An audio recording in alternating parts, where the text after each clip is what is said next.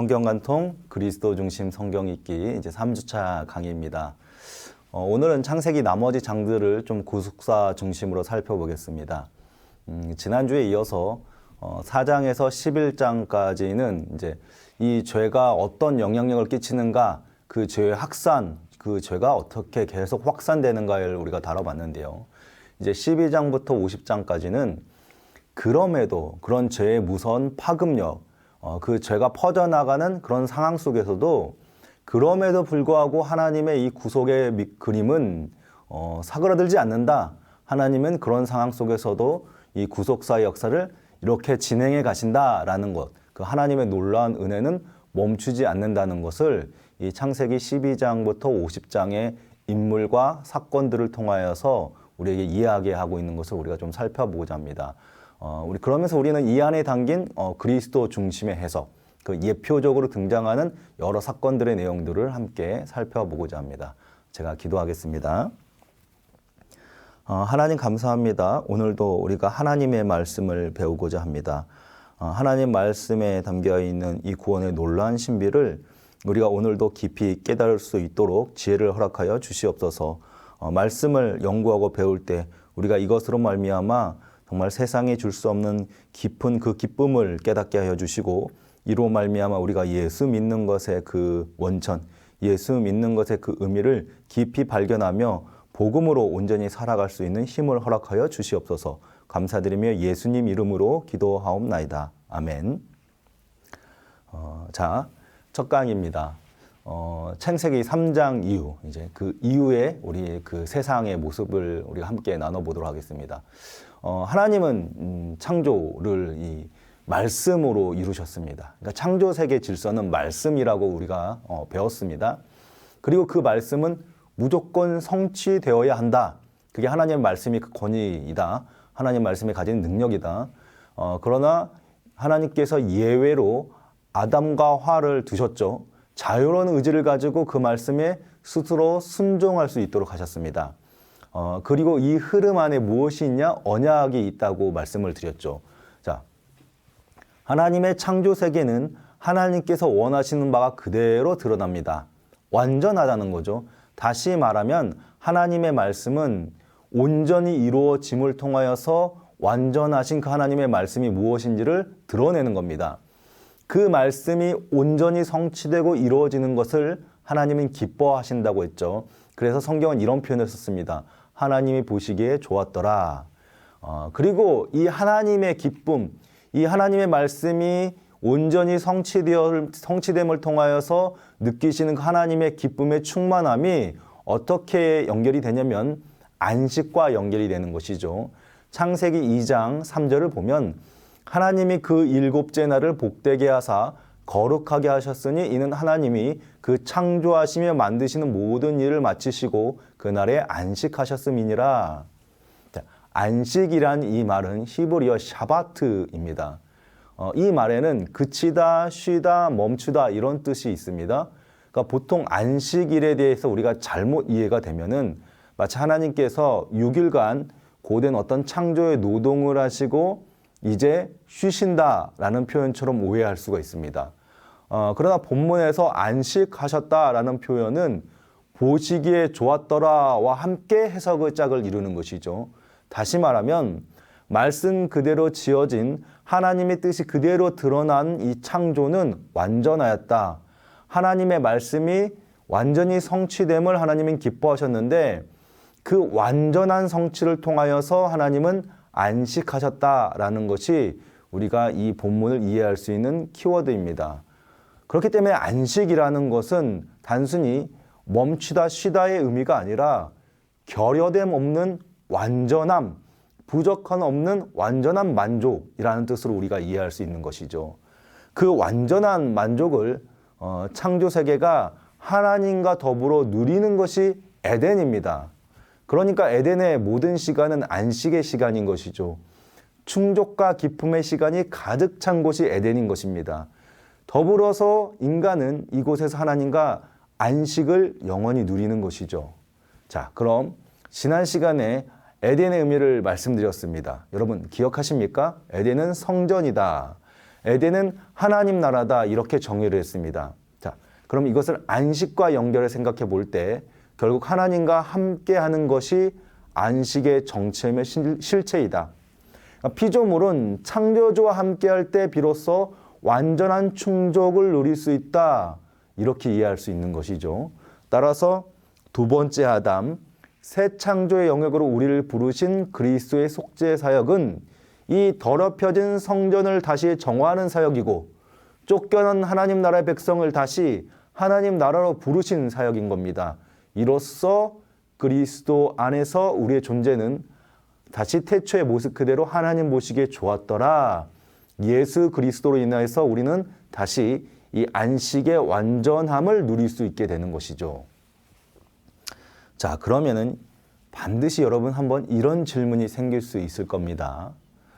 그런데 우리의 일상은, 우리의 현실은 이 완전한 충족인 안식과는 거리가 멀지 않습니까? 그렇습니다, 여러분. 우리는 아직 완성의 최종 단계에 이르지 않았습니다. 과정 중에 있는 거죠. 부르심을 받았지만 우리는 진짜 에덴은 아직 하나님 나라에는 들어가지 않았습니다. 길목에 서 있는 거죠. 이 모습이 이스라엘 백성이 광야 40년을 보낸 그 시간과 같은 모습이기도 하고 또 여호수아서에서 약속의 땅을 성취하는 그 모습과도 연결이 되는 것이죠. 여러분, 이스라엘 백성이 40년을 머물렀던 그 광야라는 곳은 환경이 어떻습니까? 자생하기 너무 어려운 곳이죠. 세상이 그렇습니다. 우리의 힘과 의지로는 버텨낼 수 없습니다. 모세가 이스라엘을 이끈 것처럼 예수 그리스도가 우리를 이끌어 가십니다. 여호수아가 이스라엘 백성을 이끈 것처럼 예수 그리스도가 우리의 대장이 되심으로 우리를 이끌어 가십니다. 그러나 차이가 있습니다. 모세나 여호수아는 불완전하죠. 그러나 예수 그리스도는 완전하시다는 겁니다. 그분은 이미 우리가 도달할 그 목적지가 완전히 성취된 결론을 가지시고 우리를 목적지로 인도해 가십니다. 모세는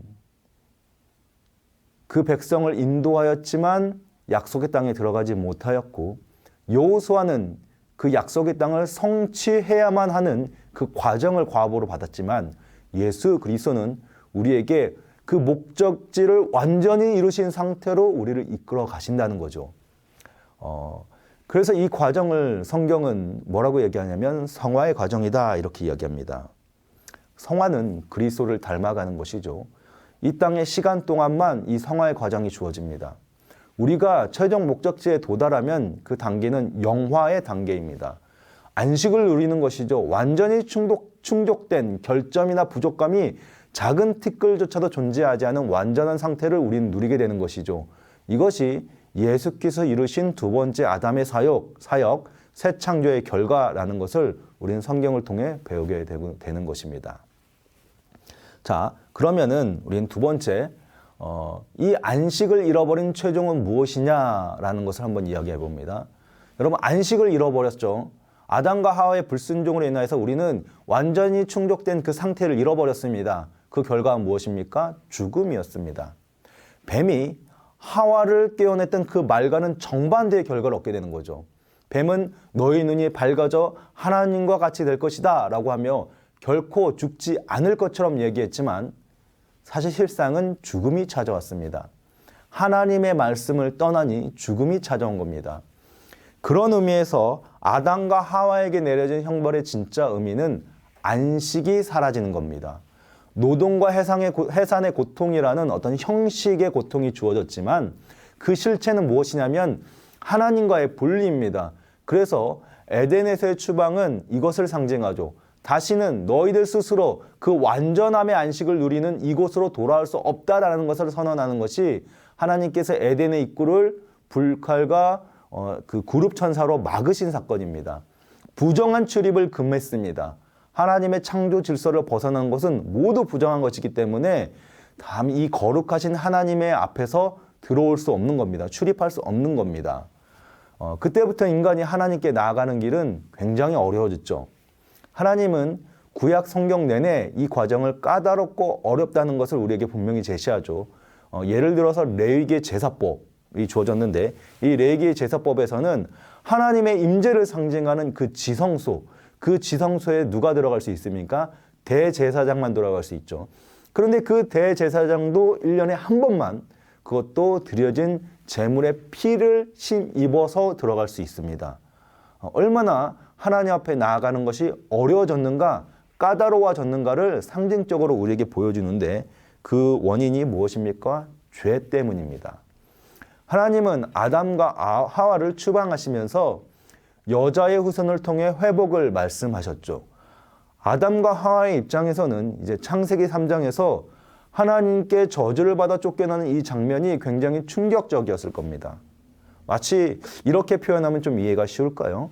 엄마 없으면 살 수 없는 작고 여린 아이가 어느 날 엄마로부터, 부모님으로부터 집 밖으로 쫓겨난 상태라고 한다면 우리가 지금 이 아담과 하와가 당한 이 일을 좀 어느 정도 공감할 수 있을 것 같습니다. 실상은 이들에게 닥친 공포와 두려움은 이보다 더 컸을 겁니다. 그래서 그들은 간절히 바랬겠죠. 하나님께서 회복을 통하여 주시겠다고 약속하신 이 여자의 후손이 빨리 나타나서 다시 회복이 일어나길, 다시 여호와 하나님 앞에 나아갈 수 있기를 이들은 기대했을 겁니다. 그리고 드디어 하와가 임신을 합니다. 창세기 4장을 보시면 아담이 그의 아내 하와와 동침함에 하와가 임신하여 가인을 낳고 이르되 내가 여호와로 말미암아 득남하였다 하니라. 여호와로 말미암아 득남하였다. 아담과 하와의 입장에서는 드디어 우리에게 여자의 후손이 나타났다. 이것을 이들이 생각했을 겁니다. 그리고 또 아벨을 낳죠. 그러나 아담과 하와의 입장에서는 이 아벨보다는 가인이 중요했을 겁니다. 왜냐하면 이들은 에덴 동산에 쫓겨나기 전에 여자의 후손에 대한 약속을 받았고 이들의 입장에서는 오직 유일한 소원이라면 다시 에덴으로 돌아가는 것이었을 테니까요. 가인이야말로 약속된 여자의 후손으로 이들은 기대하며 생각했을 것이고 이제 언젠가는 그 회복이 일어날 것인가 하는 어떤 소망을 품고 살았을 겁니다. 그런데 여기서 이 모든 기대를 깨버리는 아주 처참한 사건이 나옵니다. 바로 그 여자의 후손이라는 기대를 받고 살았을 가인이 동생 아벨을 죽인 겁니다. 그 시발점은 바로 하나님께 드린 제사 때문이었죠. 창세기 4장에서는 이 여자의 후손이라는 기대를 받고 태어난 이 가인과 또 이 가인이 아벨을 죽인 이 사건을 매우 긴박하게 풀어가고 있습니다. 가인과 아벨, 왜 가인은 아벨을 죽였을까요? 가인과 아벨은 부모인 아담과 하와를 통하여서 또 하나님에 대해서 듣고 자랐을 겁니다.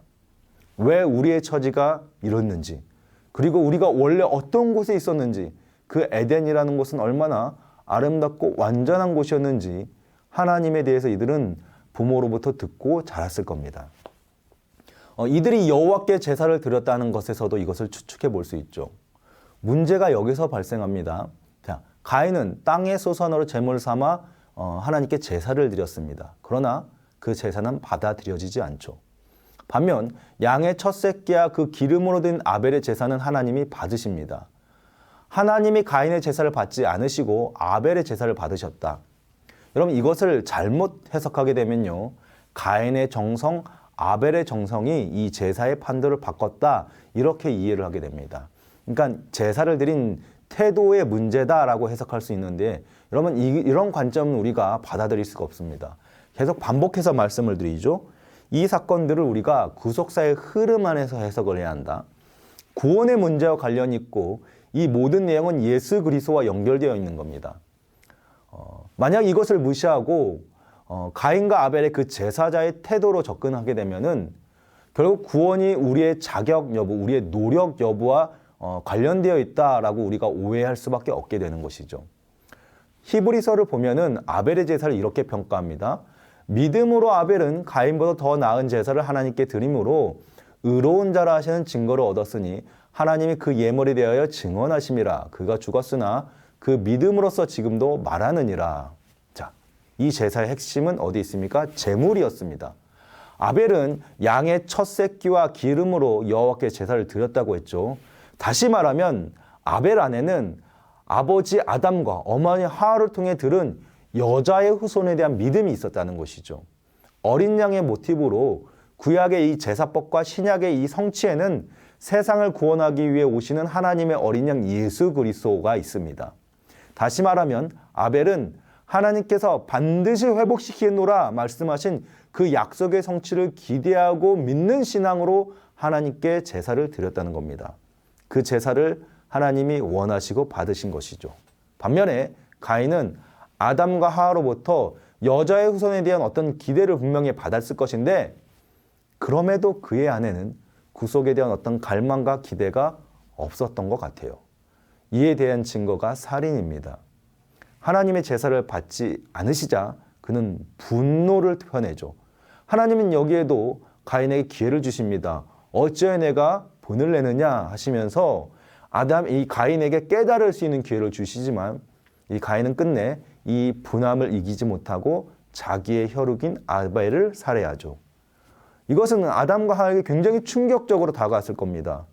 하나님께서 약속하신 대로 우리가 여자의 후손으로 가인을 받았는데 그리고 이 가인을 통하여서 언젠가는 그 회복이 실현될 것인데 우리는 다시 여호와 하나님이 거하시는 그 에덴으로 돌아갈 수 있을 것인데 뚜껑을 열어보니 이 가인은 여자의 후손이 아니라 죄악의 후손이었던 것이죠.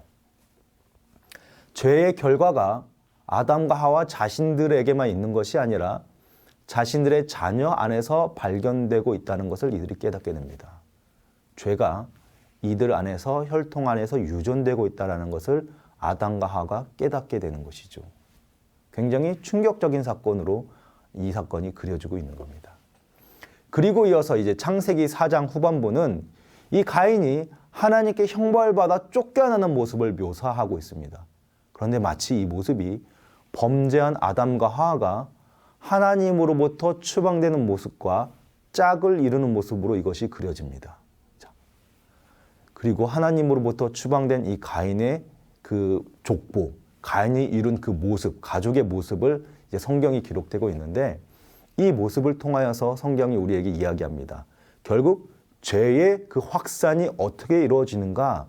아담과 하와를 통해서 지은 이 불순종의 죄는 그들 안에서 멈추는 것이 아니라 가인, 그리고 이 가인을 통하여서 계속 연대적으로 그들의 후손 안에 이 죄가 번성하여 간다는 것을 이 가인의 족보를 통해서 이야기하고 있습니다.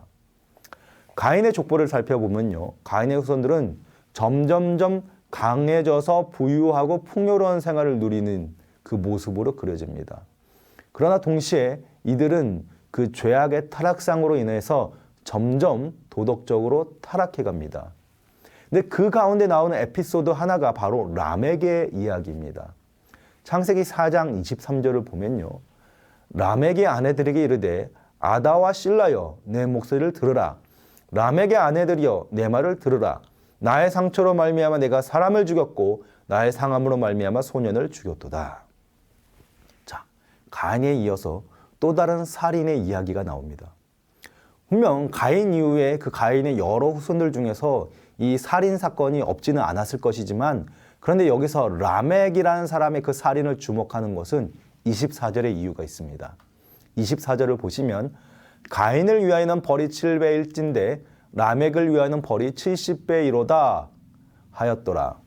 자, 지금 이 말은 무슨 얘기냐면 가인에 대한 하나님의 형벌은 죄를 지은 인간에 대한 자비를 근거로 베풀어 주십니다. 자, 가인은 아벨을 살해하였고 그 죄는 당장에 죽음을 당하여도 전혀 부족함이 없는 극심한 죄악임에도 불구하고 하나님은 가인을 살려두시죠. 가인에게 어떤 보복을 가하는 모든 자들에게 벌이 7배나 일반할 것이다 라고 하나님께서 말씀하십니다. 가인에게 베푸신, 죄를 진 자에게 베푸신 하나님의 자비인 것이죠. 그런데 이 라멕이라는 사람은 자신이 살인을 저지르고 마치 자신들의 조상인 가인이 저지른 그 살인과 같이 자신 또한 이 살인을 저질렀음에도 불구하고 오히려 하나님께서 그 살인자에게 베푸신, 죄를 진 자에게 베푸신 자비의 조치를 비꼬면서 노래하고 있는 겁니다. 자신의 살인을 마치 무용담처럼 자랑하며 자신이 가진 심의, 여호와의 보호와 그 자비가 전혀 필요 없을 정도로 자신의 가진 심이 위대하고 엄청나다는 것을 과시하면서 비꼬는 듯 하며 노래하고 있는 것이 이 내용인 것이죠. 그러니까 결국 성경은 무엇을 얘기하냐면 가인의 족보를 따라 죄는 점점점 무섭게 확산되어 가더라. 죄는 멈추지 않더라. 무섭게 대를 이어서 그 후손들 안에 그들의 삶 안에 죄가 뿌리를 내렸더라. 이렇게 이야기하고 있는 겁니다. 여자의 후손으로 태어난 가인은 실패하고 정작 믿음을 가진 아벨은 죽음으로써 사실상 이 본문을 보는 독자들로 하여금 하나님께서 원하시고 이루시겠다고 하신 그 구속사의 흐름이 끊어진 것 아닌가 하는 의문을 드러내고 있는 것입니다. 그러나 하나님의 구속사는 끊어지지 않죠. 4장 말미에 하나님은 또다시 새로운 씨를 허락하십니다. 아담이 다시 자기 아내와 동침함에 그가 아들을 낳아 그 이름을 셋이라 하였으니 이는 하나님이 내게 가인이 죽인 아벨을 대신해 다른 씨를 주셨다 함이며. 자, 4장 25절에서는 하나님께서는 새로운 씨앗으로, 새로운 씨의 후손으로 셋이라는 인물을 주셨습니다. 그리고 이어서 26절에서는 이제 이 셋의 후손을 통해서 오실 그 메시아가 어떻게 드러날 것인가 하는 것을 이렇게 암시하고 있습니다. 그때의 사람들이 비로소 여호와의 이름을 불렀더라. 이 말을 하고 나서 이어서 5장에서는 이 여자의 후손의 계보, 다시 말하면 이 셋의 계보를 쭉 소개하고 있습니다. 그리고 그 계보의 그 족보의 마지막쯤에 누가 등장하느냐? 노아가 등장합니다. 이 창세기 구속사의 흐름에 아주 중요한 인물인 노아가 등장하고 있는 거죠. 그리고 나서 이제 6장으로 넘어가시면 하나님은 이 죄가 세상에 얼마나 편만한지를 이렇게 이야기합니다. 6장 5절입니다. 여호와께서 사람의 죄악이 세상에 가득함과 그의 마음으로 생각하는 모든 계획이 항상 악할 뿐임을 보시고, 자, 세상이 타락하였는데 죄로 물들었는데 그 심각성이 얼마나 심한지 이렇게 표현을 하고 있습니다. 모든 생각이, 모든 계획이 악하다, 항상 악하다. 그런데 이 창세기 6장 5절은 앞서 창세기 6장 1장 4절에서 이런 이야기를 하고 있습니다. 하나님의 아들들이라는 표현들, 그리고 네피림이라는 이 표현을 사용합니다. 일부의 사람들은 이 하나님의 아들들이라는 이 내용과 네피림이라는 이 내용을 통하여서 이 창세기에 나와 있는 이 내용이 사실은 어떤 천사들과 관련된, 그러니까 하나님의 아들들을 천사와 연결시켜서 이해하면서 하나님의 아들들인 천사들이 인간의 여자와 동침하면서 이 땅에 네피림이라는 반신의 존재들이 태어났다, 이런 해석을 하는 것을 볼 수 있습니다. 여러분, 그러나 이런 해석은 우리가 조심해야 합니다. 사실 이 본문에서 전통적인 견해는 무엇이냐면 하나님의 아들들이라는 이 존재를 믿음의 계보 안에 있는 셋의 후손으로 이해하고 있는 겁니다.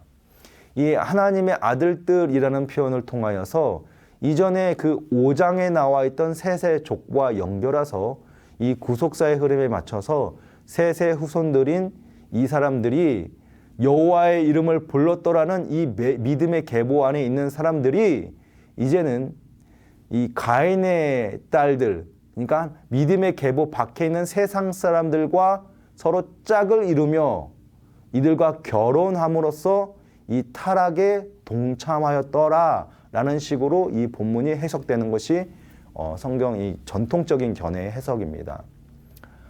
그러나 이 해석도 조금은 부족한 부분이 있습니다.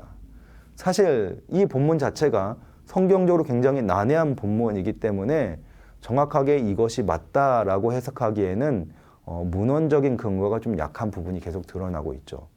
그래서 우리는 이것을 어떻게 이해해야 하는가? 우리는 이 본문을 눈여겨볼 때 이 하나님의 아들들이 누구인가 하는 질문보다는 이 하나님의 아들들이 사람의 딸들의 매력에 사로잡혔다라는 이 부분을 좀 집중해서 봐야 합니다. 이 사람의 딸들이 아름다웠다라고 하는 이 아름다움이라는 표현은 마치 창세기 3장에서 하와가 선악과를 바라보며 먹음직도 하고 보암직도 하고라는 이 하고 직도 하고라는 이 말과 연결되어 있음을 주목해야 합니다.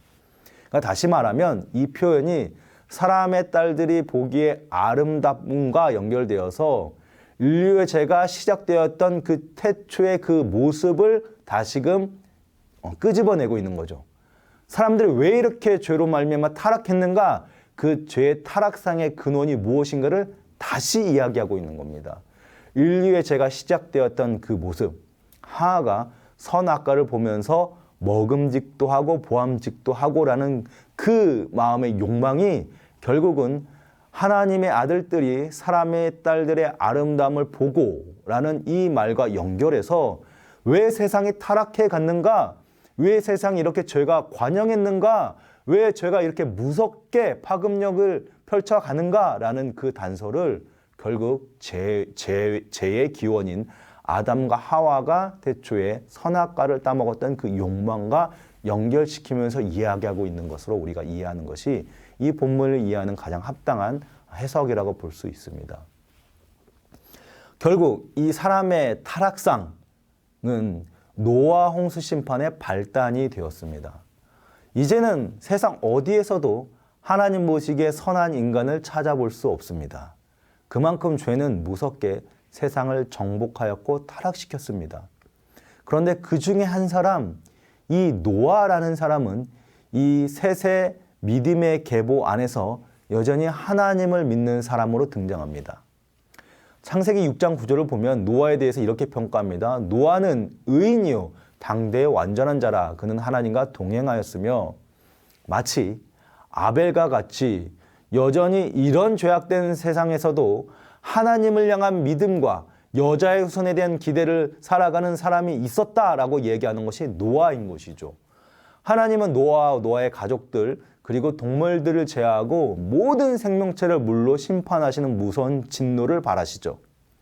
이로써 우리는 이 노아의 홍수의 심판을 통해서 어떤 것을 알 수 있냐면 우리의 죄의 싹은 사망이요라고 하는 이 말의 의미를 깨닫게 되는 겁니다. 여러분, 죄의 결과는 무엇이냐? 죽음입니다. 평안한 연수를 마치는 생의 연수를 다하고 죽는 자연스러운 죽음이 아니라 하나님의 진노 앞에 서 있는 죽음, 하나님의 진노로 말미암아 심판을 당해야 하는 죽음이 이 죄로 말미암은 죽음이라는 것을 이 노아의 홍수를 통해서 우리가 깨달을 수 있는 겁니다. 하나님은 이 심판 중에서도 노아에게 방주를 짓게 하심으로 노아와 그의 후손들을 살리시죠. 그래서 우리는 이것을 구원의 방주 모티브로 이해하게 됩니다.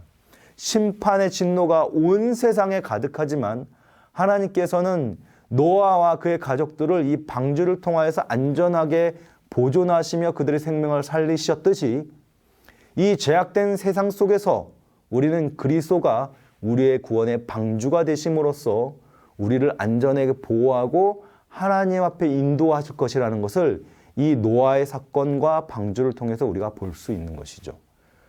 그리고 이 방주는 어디로 연결되냐면 출애굽기에서 모세가 나일강에 버릴 당시의 그 갈대 상자와 연결이 됩니다.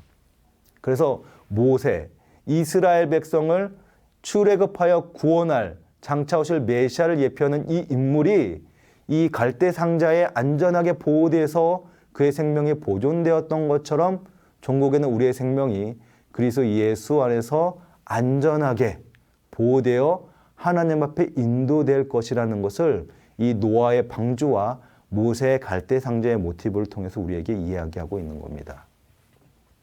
그래서 이제 창세기는 이렇게 곳곳에서 인물과 사건들을 통해 그리스도 구속사를 이야기해주고 있습니다. 하나님은 이 홍수 사건을 마치신 후에 홍수로 세상을 심판하신 후에 노아와 언약을 맺으시죠. 창세기 9장을 보시면요. 노아와 맺은 하나님의 언약에 등장합니다. 이것을 이제 무지개 언약이다 이렇게 얘기하고 있는데 하나님은 이 땅을 다시는 물로 심판하지 아니하실 것이라 하시면서 이 무지개를 보여주시면서 다시는 하나님의 심판이 이렇게 임하지 않을 것이라는 것을 약속하셨습니다. 자, 우리는 지난 시간에 언약이라는 것을 배웠습니다. 자, 지금 언약이 다시 등장하죠. 하나님은 노아를 통해서 언약을 체결하시는데 이 언약은 이제 앞으로 그리스도를 통하여서 구속의 열매가 맺혀질 때까지는 하나님의 어떤 심판도 유보되리라 라는 하나님의 선언이 들어있는 겁니다. 하나님은 이 죄에 대한 모든 진노를 그리스도가 지신 십자가를 통해서 이루실 것이다 라는 그 확실한 약속을 이 노아의 무지개 언약을 통해서 주시고 있는 것이죠. 그러나 하나님의 이러한 구속사의 열심을 뒤로하고 죄는 여전히 멈추지가 않습니다. 노아의 일족을 제외한 모든 생명체가 그렇게 심판당했음에도 불구하고 과연 죄는 사라졌을까요? 이제 창세기 9장으로 넘어오면서 성경은 또다시 죄의 싹시 태동하고 있는 그 장면을 우리에게 제공하고 있습니다. 창세기 9장에서는요, 이제 노아가 포도주를 마시고 취한 장면이 나오는데요. 그 포도주에 취하여 잠든 그 노아의 모습을, 그 벌거벗은 채로 잠이 든 노아의 모습을 그 가나안의 아버지인 함이 보고 그 모습을 형제들에게 알리며 그 모습을 알리는 그 모습을 그 보고하는 모습을 보여주고 있어요. 자, 여기서 함이 아버지의 하체를 보고 밖으로 나가서 그 형제에게 알림해라는 이 표현에서 알렸다라는 것은 그냥 단순히 어떤 사실관계를 이렇게 보고하였다, 주고받았다라는 것이 아니라 떠들었다는 것을 의미하는 단어입니다. 그러니까 비난의 성격으로 아버지의 흉을 보는 것을 의미하는 것이죠. 다시 말하면 성경이 지금 무엇을 얘기하고 있냐면 이 작은 가족 안에 있는 에피소드를 통하여서 이 하나님이 죄에 대한 심판을 이루셨고 그 의의 후손이라고 하는 노아의 가족들을 하나님께서 언약 안에서 그들을 살리셨음에도 불구하고 죄의 싹시, 죄의 씨가 여전히 인간 안에 남아있다라는 것을 성경이 보여주고 있는 겁니다. 그만큼 죄가 얼마나 무서운 성격을 가지고 있는 것을 보여주고 있는 것이죠. 죄는 인간들의 그 죽음으로조차도 해결되지 않는다. 심지어 여자의 후손이라 일컬어지는 그 남은 인류, 남은 사람들, 의의 후손들이라고 하는 그 사람들 안에서조차도 이 죄가 여전히 기생하고 있음을 보여주고 있는 겁니다. 이 문제가 확대되는 것이 이제 창세기 11장에 나오는 바벨탑 사건입니다. 그럼 노아의 홍수 심판을 통해서 이제 대대적인 정화의 작업, 죄가 척결되는 작업이 이루어진 것 같고 이 땅에 의의 후손만이 남아서 이제는 다시 에덴의 그 첫 시작, 완전했던 상태로 돌아갈 수 있을 것이라 기대하게 되지만 이 의의 후손 안에서도 존재하는 죄의 뿌리, 그 싹시 여전히 작동됨을 통하여서 우리는 다시 이 죄가 어떻게 번성할 것인가 라는 그 무서운 전망을 다시 보게 되는 것이죠. 그리고 그것이 실현되는 것이 바로 바벨탑 사건입니다. 하나님은 아담과 하와를 통하여서 이런 명령을 주셨죠. 생육하고 땅에 충만하라. 그런데 이 명령을 다시 노아의 후손들에게 그대로 주십니다. 창세기 9장 1절을 보시면 하나님이 노아와 그 아들들에게 복을 주시며 그들에게 이르실 때 생육하고 번성하여 땅에 충만하라. 자, 하나님의 말씀은 창조 질서의 핵심이라고 이야기했습니다. 그러니까 피조세계는 거기에 반응해야 합니다. 순종함으로써 하나님께서 말씀하신 것이 그대로 실현되는 것을 우리가 보여줘야 합니다. 그런데 이 바벨탑 사건 안에서는 다시 이 말씀이 거부되고 왜곡되는 그 현장을 보게 됩니다. 창세기 11장 4절을 보시면 또 말하되 자 성읍과 탑을 건설하여 그 탑 꼭대기를 하늘에 닿게 하여 우리의 이름을 내고 온 지면에 흩어짐을 면하자 하였더니 자 흩어짐을 면하다. 땅에 충만하라는 하나님의 말씀을 거부합니다. 이름을 내자 하나님과 같이 될 것이라는 그 뱀의 유혹과 같은 내용으로 연결이 됩니다. 이들이 이름을 내는 방식이 무엇입니까? 탑을 쌓아서 하늘에 닿는 것이기 때문입니다. 이들은 진보된 능력을 통하여서 자신의 이름을 하나님과 같이 될 수 있다는 것을 보여주고도 합니다. 3절에 나오는 이들의 어떤 그 진보된 기술을 보면요. 이들은 이 고대 문명 안에서도 벽돌을 구워서 생산하는 건축 기술이 있다는 것을 보여주고 있습니다. 엄청난 진보적인 기술이 이들 안에 있는 것이죠. 이들은 그들의 능력이 상상을 초월하다는 것을 알았고 이들의 발전된 기술을 통하여서 결국 무엇을 이루어냈는가? 하나님과 같이 되는 자신들의 이름을 하늘 꼭대기까지 내어 하나님과 겨루겠다라는 그 자신들의 악한 그 면모를 드러내는 수단으로서 이용하고 있는 것을 보여주고 있는 것이죠.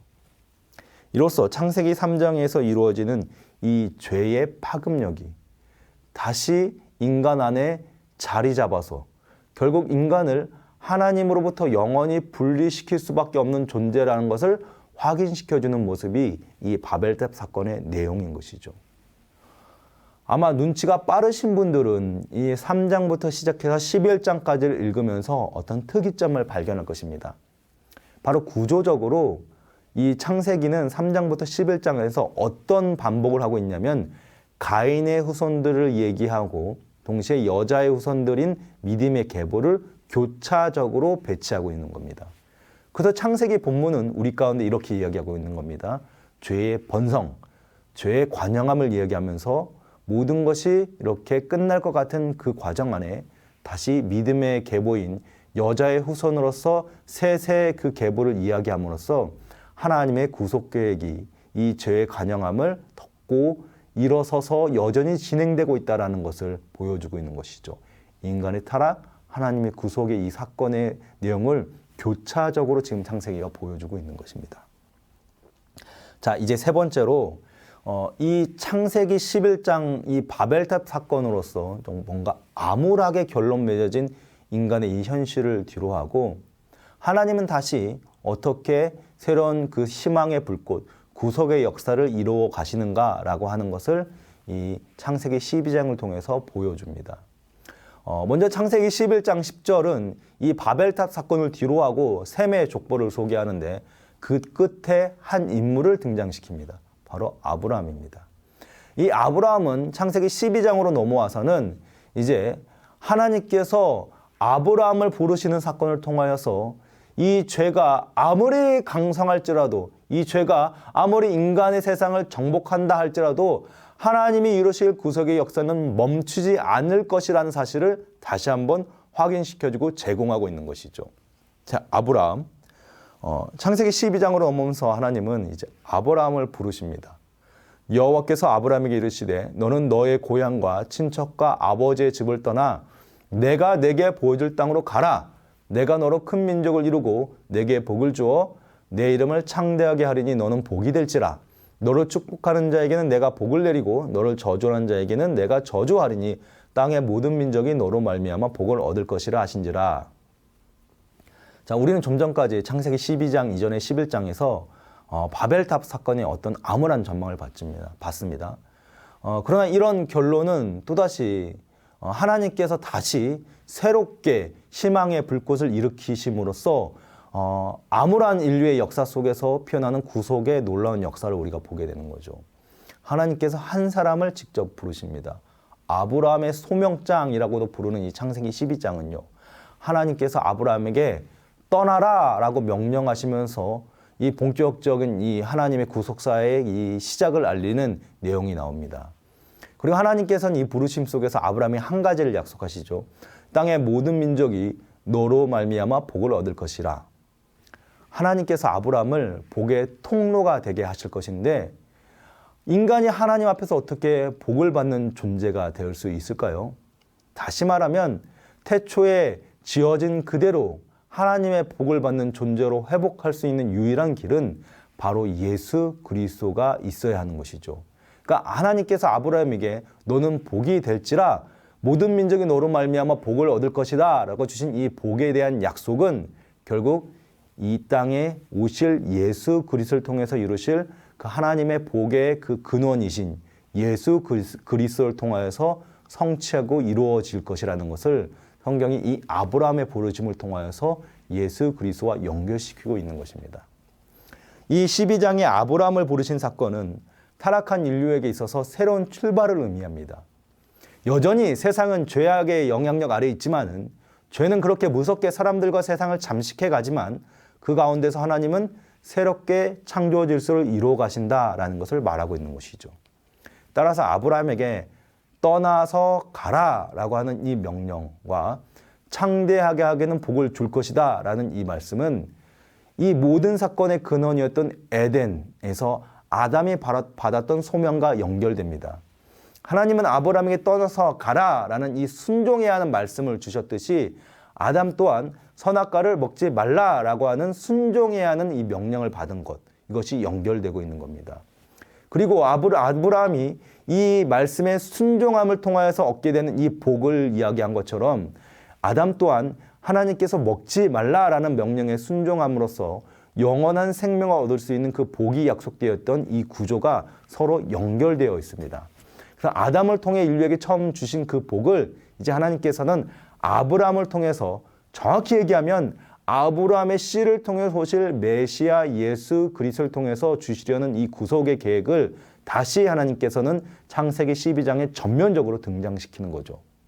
그 시작이 무엇이냐? 아브라함에게 주신 이 약속의 말씀에 순종함을 통하여서 하나님께서 이것을 다시 이어가고 있는 것이죠.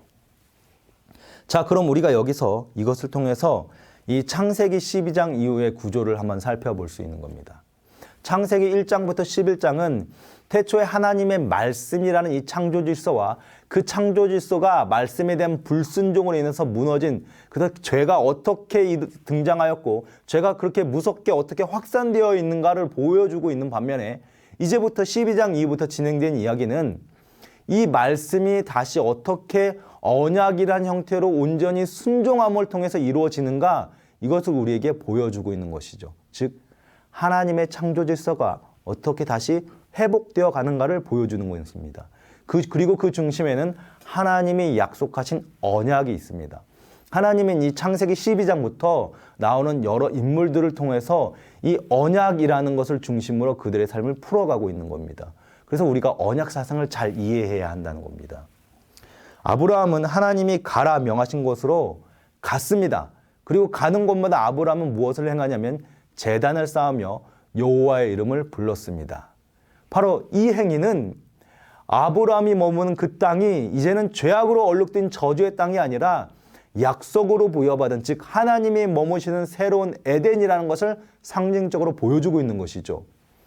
아브라함 이야기에서 가장 중요한 것은 첫째는 언약이고, 그리고 이어서 나오는 이 이삭을 제물로 바친 사건입니다.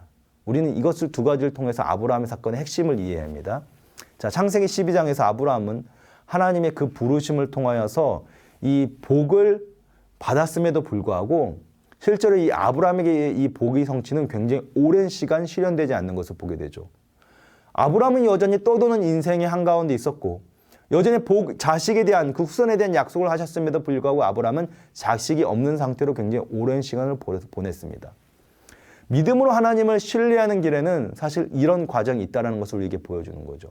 히브리서 11장 1절에서는 믿음은 바라는 것들의 실상이요 보이지 않는 것들의 증거니, 이렇게 이야기합니다. 우리는 이 말의 의미를 다시 한번 생각해 보는 겁니다. 복을 받았으나 현실에는 그 복이 보이지 않는 상태.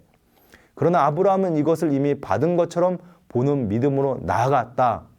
하나님은 계속 아브라함을 이 언약을 통해서 독려해 가시면서 아브라함에게 이루실 이 복의 약속이 실현될 그 날까지 계속 아브라함을 끌고 인도해 가신다는 것을 보여주고 있는 겁니다. 창세기 15장부터 17장은 그래서 하나님께서는 이 언약을 동력으로 아브라함을 그 언약의 최종 성취까지 인도해가는 과정을 보여주고 있습니다. 창세기 12장에서는 하나님이 이제 다시 아브라함을 부르셔서 언약을 체결하는 모습을 보여줍니다. 창세기 12장에 나오는 언약을 종주권 언약이라고 부르기도 하고 혹은 횃불 언약이라고도 부르기도 합니다.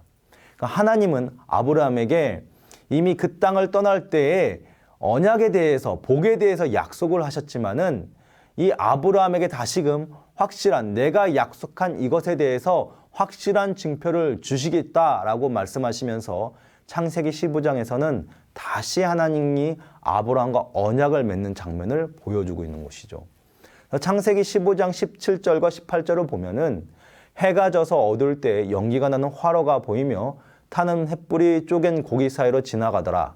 그날이 여호와께서 아브라함과 더불어 언약을 세워 이르시되 내가 이 땅을 애굽 땅에서부터 그 큰 강 유브라데까지 내 자손에게 주노니. 자, 이 언약의 체결 방식은 당시 고대 근동 지방에서 행해지는 조약의 방식과 동일합니다. 당시 고대 근동 세계에서는 계약에 있어서 갑과 을이 존재하는 방식으로 계약이 진행됐습니다. 그러니까 강자에 속하는 갑이 약자에 속하는 을과 계약을 체결할 때 내가 너에게 이러이러한 것들을 베풀어 주겠노라 라는 것을 약속하는 형태로서 이런 언약을 체결합니다. 그래서 그 언약을 체결할 때 반드시 이 언약을 지키겠노라 라는 그 약속의 증거로서 동물을 쪼개놓는 겁니다. 그래서 그 동물이 쪼개진 사이를 언약의 이 체결자인 쌍방이 지나가면서 이 언약이 지켜지지 않을 시에는 이 쪼개진 종물처럼 반드시 주리라 라는 것을 상징적으로 보여주는 것이 이 종주권 언약, 횃불 언약인 겁니다. 그러니까 하나님께서는 이 언약을 아브라함에게 직접 본인이 보여주심으로써 내가 너에게 이루겠노라 약속한 이 언약이 반드시 이루어질 것이라는 아주 확실한 확약을 아브라함에게 주시고 있는 거죠. 하나님은 스스로 이 쪼개진 제물의 사이를 지나가시면서 언약을 어기는 자가 이런 처참한 결과를 받을 것이라 말씀하십니다. 다시 말하면 언약을 지키지 않을 것이다가 아니라 하나님은 반드시 언약을 지킬 것인데 그 언약에 대한 신뢰를 이 시대에 이루어진 고대 근동 지방의 언약을 통하여서 아브라함에게 확언으로 확신시켜주는 내용을 이 장면에서 보여주고 있는 겁니다. 두 번째 언약은 이제 창세기 17장에 나옵니다. 하나님께서는 다시 또 아브라함을 부르시고 말씀하시는데 내가 너에게 준 이 언약에 대한 확실한 그 갱신을 할례로 명한다고 말씀하십니다. 아브라함은 15장과 17장 사이에서 하나님의 그 약속인 이 여자의 후손으로 올 그 이삭을 기다리는 것을 참지 못하고 여종 하갈을 통해서 이스마엘이라는 아들을 얻게 됩니다. 그러니까 하나님이 원하시는 방식이 아니었던 것이죠. 하나님이 창세기 15장을 통하여서 아브라함에게 분명히 이루어질 그 약속에 대한 신뢰를 보여주셨음에도 불구하고 아브라함과 또 그 아내 사레는 그 과정 안에서 이루어지지 않는 약속을 인간의 방식으로 이루어버립니다. 그러나 하나님께서는 이 방식을 뒤로하고 다시 창세기 17장에서 아브라함을 부르시면서 내가 반드시 이 언약을 이루겠노라 확언을 하시는데 그 약속으로서 언약의 징표로서 할례를 행하라고 말씀하십니다. 그 남성의 표피를 베는 이 상징적인 행위를 통하여서 이제는 사람의 몸에 이 언약이 이루어질 강력한 동기를 제공하시는 거죠. 하나님께서 이 언약에 이루실 증거를 인간의 몸에 새기심으로써 하나님께서는 반드시 언약을 이루실 것이다. 너가 비록 그것을 기다리지 못하고 인간의 몸으로서 인간의 의지로서 이스마엘은 아들을 얻었지만 하나님께서는 반드시 자신이 원하는 때에 원하는 방식으로 약속의 씨로 올 아들을 줄 것이다 라는 것을 다시금 재확인시켜주고 있는 겁니다. 그리고 이 할례라는 것이 이제는 신약으로 어떻게 대체되냐면 할례는 언약의 상징으로 주어졌듯이 이 언약 안에 상징성으로 이 할례가 있는 것처럼 신약에서는 그리스도를 통하여서 언약 안에서 부르심을 입은 성도들이 세례를 받음으로써 이 할례가 구약에서 할례가 신약에서는 세례로 대체되는 것을 볼 수 있는 거죠.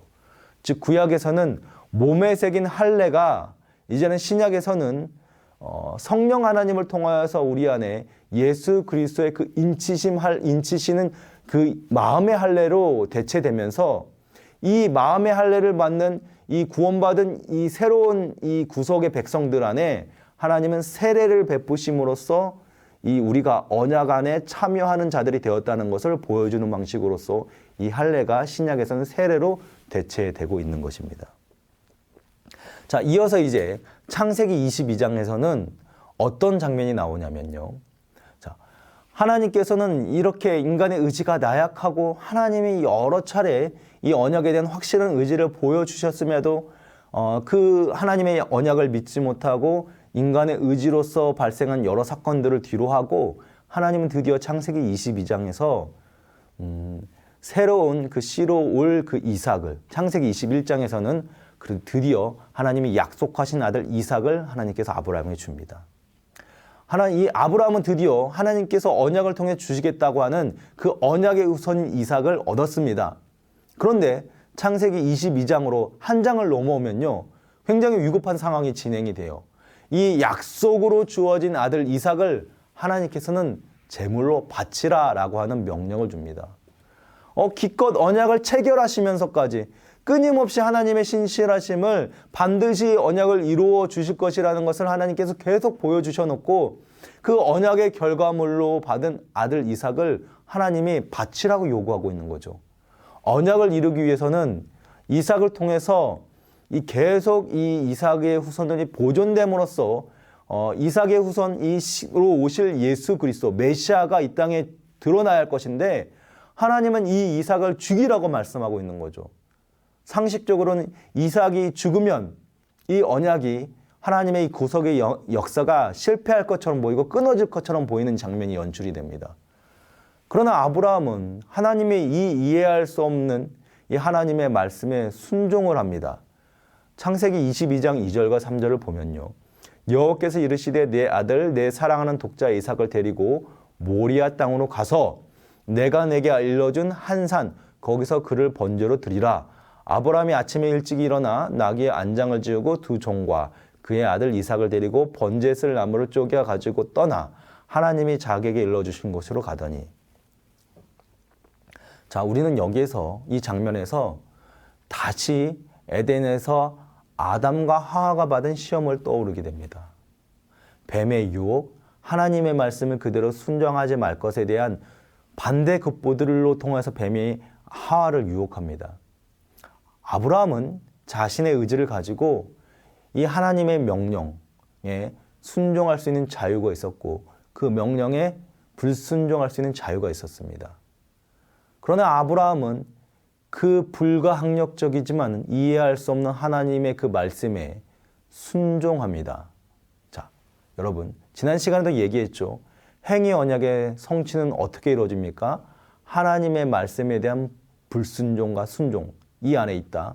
자, 행위 언약, 우리 인류가 죄에 머물게 된 이유는 아담이 하나님의 말씀에 대한 불순종으로 인해서 우리가 모두 이 죄의 타락 안에 머물게 되었을 때 이것의 성취는 하나님의 말씀에 대한 절대적인 순종으로 다시금 행위 언약이 온전히 복구됨을 통하여서 우리가 다시 이 언약의 성취의 결과를 누린다고 말씀을 드렸죠.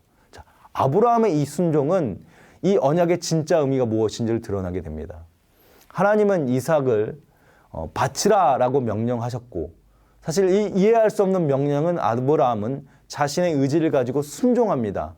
그리고 실제로 그 이삭을 잡으려고 하는 그때에 하나님은 그 아브라함의 행동을 멈추시게 함으로써 대신 이미 그 수풀에 걸려있는 양을 그 제사의 제물로 바치게 함으로써 이제 하나님의 어린 양으로 오실 예수 그리스도가 이루실 이 구속사역의 희생제사의 모습이 무엇인지를 우리 가운데 보여주고 있는 거죠. 하나님이 이 직접 잡을 양을 준비하신 사건은 궁극적으로 인류를 위해 대신 죽을 그리스도의 모형이 무엇인지를 보여주고 있는 것입니다. 이삭이 가파는 모리아산을 스스로 올라가면서 자신이 제물이 될 그 제단의 장작을 짊어지고 올라가는 그 장면은 이제는 예수 그리스도가 골고다 언덕을 향하여서 자신의 십자가를 스스로 짊어지고 가는 그 모습으로서 대체가 됩니다. 아브라함이 순종함으로써 번제단인 이삭을 눕힌 그 사건은 그리스도가 하나님 앞에 죽기까지 순종함으로 스스로 십자가에 달리신 것과 매칭을 이루고 되는 것이죠. 동시에 하나님께서 이삭을 죽이지 말라 멈추신 그 사건을 통하여서 이삭이 죽음 직전에서 살아 돌아온 것처럼 그리스도 또한 죽음에서 부활하심을 통해서 우리는 창세기의 이 아브라함과 이삭의 사건이 결국은 장차 오실 그 예수 그리스도의 십자가 사역이 무엇인지를 볼 수 있는 단서를 제공하고 있다는 것으로 이해할 수 있는 겁니다. 실제로 아브라함이 이삭을 번제로 바치려던 장소인 이 모리아산은 훗날 이곳에 솔로몬이 성전이 세워지는 장소로 등장합니다. 그리고 이 장소는 이제 신약에서 예수님께서 건물로 지어진 성전이 아니라 자신의 육체를 통해 오신 참 성전으로 오셨다는 것을 알리시면서 이제 이 참 성전이신 예수 그리스도가 십자가에 달려 죽으시는 골고다 언덕을 통하여서 다시 재현이 됩니다. 이 골고다 언덕은 이 성전이 자리 잡은, 그러니까 모리아산 근처에 자리 잡음으로써 아브라함과 이삭이 사건을 통해서 하나님께서 보여주고자 하셨던 구속사역의 큰 그림이 무엇이었는가 하는 것을 이 예수 그리스도의 십자가 죽음과 연결시키면서 우리에게 보여주고 있는 겁니다. 자, 다음으로 우리가 이제 이삭과 야곱의 이야기를 좀 살펴볼 텐데요. 사실 이제 아버지 아브라함에 비해서 이삭에 관련된 내용은 크게 비중은 없지만은 이 구속사 중심의 모티브에서 가장 중요하게 주목할 것은 이 이삭과 리브가의 아들로 태어난 에서와 야곱에 대한 이야기입니다. 이삭과 리브가의 사이에서는 에서와 야곱이 태어나는데 이들은 쌍둥이로 태어납니다. 그런데 하나님께서는 이 장면에서 태에서부터 하나님이 야곱을 선택하고 있다는 것을 이 본문이 이야기하고 있습니다. 창세기 25장 21절과 22절을 보면요. 하나님께서 두 국민이 내 태중에 있구나. 두 민족이 내 복중에서 나누이리라. 이 족속이 저 족속보다 강하겠고 큰 자가 어린 자를 섬기리라 하셨더라. 자, 하나님은 뱃속에 있을 때부터 에서가 아니라 이삭을 선택하셨습니다.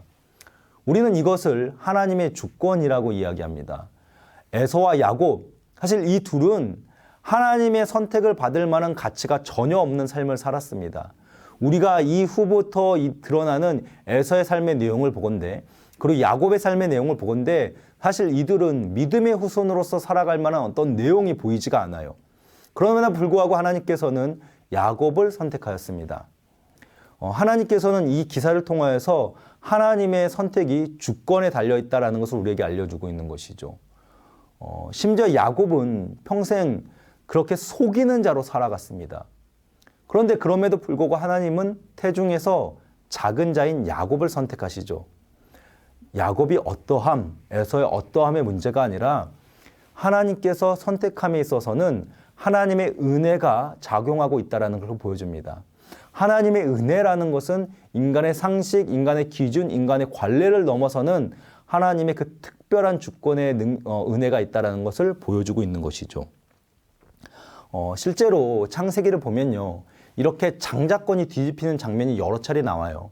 우리가 앞서 살펴봤던 그 아브라함의 이야기에서도 비록 약속의 후손으로 오진 못했지만 아브라함의 씨인 이스마엘이 먼저 태어났음에도 불구하고 하나님은 그 이스마엘이 아닌 이삭이 그 아브라함의 혈통에서 하나님이 선택하신 그 씨라는 것을 이야기했고요. 그다음에 오늘 방금 살펴본 이 내용 에서와 야곱의 기사에서는 그 차자인 야곱을 선택하였고, 그리고 훗날 이제 요셉의 두 아들을 야곱이 축복하는 장면에서는요, 므낫세와 에브라임을 등장시키는데 장자가 아닌 차남에게 장자의 축복을 주는 장면으로서 성경은 이렇게 세 차례에 걸쳐서 장자권이 뒤집히는 장면을 연출시킵니다.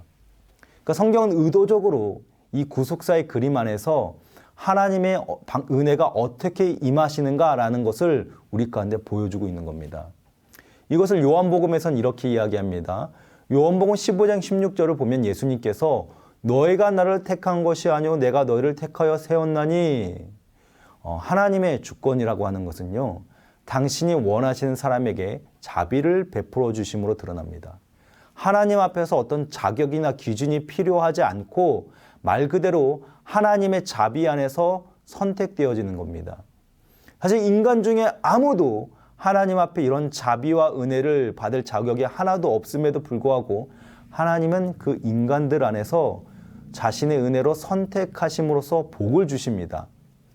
장자이기 때문에 받아야 한다는 그 기준이 아니라 하나님께서 장자가 아닌 차남을 선택하심으로써 사실 모든 사람에게 하나님의 이 선택의 기회가 열려 있다라고 하는 것을 우리 모두에게 보여주고 있는 것이죠. 자, 이제 마지막으로 요셉의 이야기를 해보고자 합니다. 이제 창세기는 그 마제방을 향해 갈 때 요셉이라는 한 사람을 등장시킵니다. 사실 우리가 좀 전에 하나님의 주권에 대해서 이야기를 했지만 이 하나님의 주권이 어떠한 성격을 가지고 있는가를 가장 잘 드러내는 것이 요셉의 이야기입니다. 요셉의 이야기는 실로 기가 막힌 전개를 이루죠. 형들의 미움을 받아서 팔려갑니다. 그리고 팔려간 그 장소에서도 굉장히 고난의 연속인 삶을 살죠. 마치 이런 요셉의 삶은 한편의 드라마 같은 극적인 과정의 연속이었습니다. 이것을 철저하게 하나님은 하나님의 주권이 작용하는 인생이라는 그 주제를 통하여서 하나님께서 요셉의 인생에 어떻게 나타나신가를 보여주고 있는 거죠. 그리고 그 과정에서 드러나는 단서가 뭐냐면 여호와께서 함께 하심으로라는 이 표현을 통해서 알게 하십니다. 요셉은 그 끊임없이 반복되는 그 주저앉는 구조 안에서 인생이 갇혀 있습니다.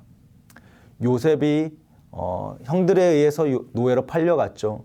팔려간 그곳에서 잠깐이나마 어떤 형통함을 누렸지만 또다시 고난을 당함으로써 감옥에 갇힙니다.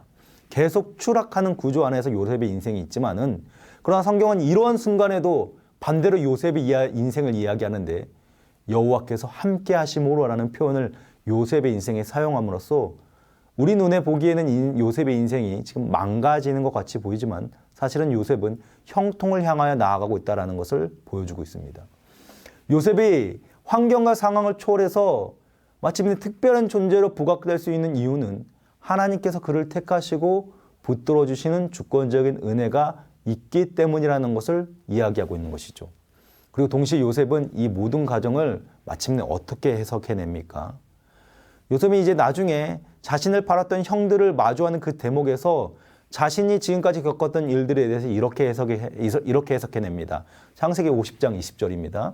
당신들은 나를 해하려 하였으나 하나님은 그것을 선으로 바꾸사 오늘과 같이 많은 백성의 생명을 구원하게 하시려 하셨나니. 자, 요셉은 마침내 자신의 인생이 겪어야 했던 삶의 의미를 하나님의 주권 안에서 하나님은 나를 통하여서 많은 생명을 구원하려 하시기 위해서 지금까지 나를 이렇게 인도하셨구나라는 것을 고백해냅니다. 자, 놀라운 흐름인 것이죠. 이것이 결국은 예수 그리스도의 생애를 통해서 드러나게 됩니다.